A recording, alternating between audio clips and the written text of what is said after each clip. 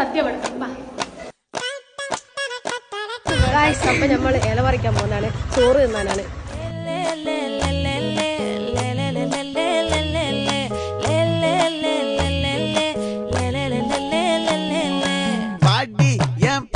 முட்டாயே சின்ன ரத்தின கொட்டாயே உன் குங்கும பொட்ட மேல வச்சாயே வாடா என் அம்புலி மச்சானே என்ன அம்புல வச்சானே என்ன கட்டி புடிச்சு தூங்க வச்சானே ஊரில் கண்டதும் இல்ல யாரும் ஒன்னாட்டம் பாரி வந்ததும் இல்ல இந்த கண்ணாட்டம் ஜோடி கட்டுனதில்ல ഞാൻ കുറച്ചേ കഴിക്കാറുള്ളൂ.